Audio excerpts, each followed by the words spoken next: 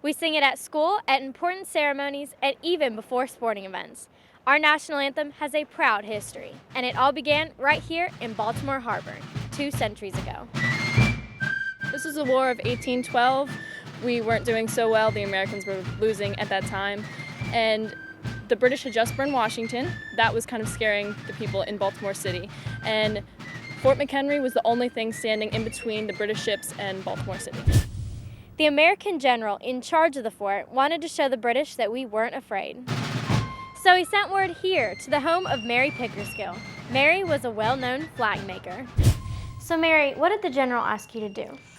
Why, he asked me to make a flag that was so large the British would have no trouble seeing it from a distance. It was 30 by 42 feet. Each stripe was 2 feet wide and every star was 2 feet from tip to tip. Wow, that sounds really big. It was very large, the largest flag to ever fly from a flagpole, as I understand.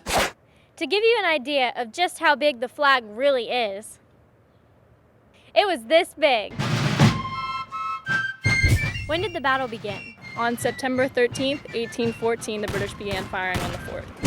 We are at the fort's water battery. This is the main line of defense for Fort McHenry. Cannons like these are what kept the British ships at bay. An American lawyer happened to be with the British ships. He was negotiating the release of a prisoner, an American prisoner of war, and so he was there for the whole bombardment and he saw the entire battle.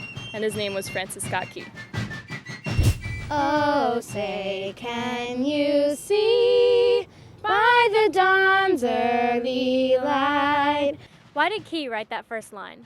Oh, say, can you see? Key wasn't sure who won the fight. It was dark the morning after the battle. He's looking through a spyglass, and then he sees the giant American flag going over the fort and realizes that the Americans held out, the Americans won, and that inspired him to write the poem, The Defense of Fort McHenry. What so proudly we hailed at the twilight's last gleaming, whose broad stripes and bright stars through the perilous fight. When Francis Scott Key wrote his poem, there were only 15 stars and 15 stripes on the American flag. O'er the ramparts we watched were so gallantly streaming. So what exactly are the ramparts? The ramparts are the brick walls surrounding the fort, and ramparts is another name for a wall.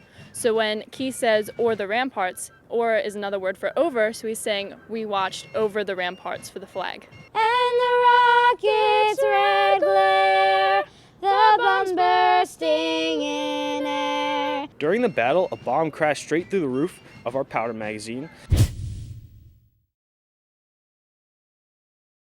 If it had actually exploded, it would have blown the fort sky high. Gave proof through the night that our flag was still there.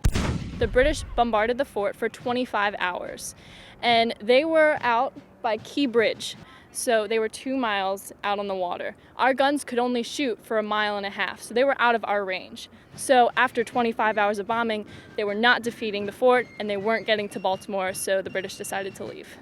What happened to Key's poem? Well, Key went back to Baltimore, wrote the rest of the poem, and then he gave it to a local printer, and it was printed on handbills. It was an overnight sensation. To put it in modern terms, it went viral. It went up and down the Atlantic coast, and 2 weeks later, a music store, Carr's Music Store, changed the name from the Defense of Fort McHenry to the Star-Spangled Banner.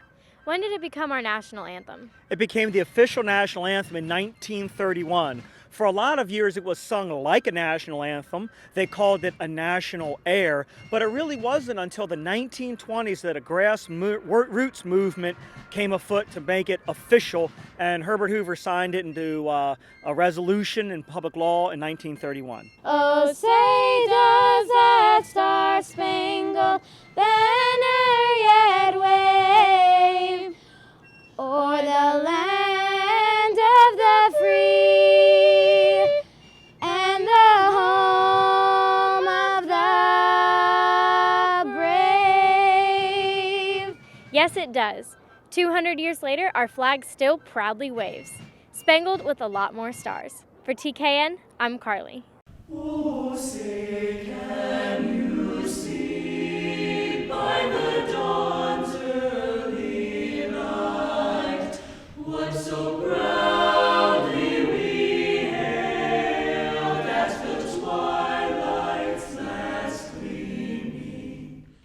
Each year, during the second week of September, kids from all over the country sing the national anthem at exactly the same time. This movement was created for the American Public Education Foundation by a seasoned journalist and former teacher.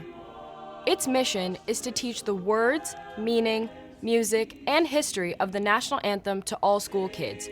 It was also created to honor 9/11 and celebrate the birthday of the national anthem on September 14th. So when we hear that our flag was still there, we will always be reminded of the resilience of the American people, whether it's 1812, 2001, or today. And the home of the brave. For more information, log on to theapef.org.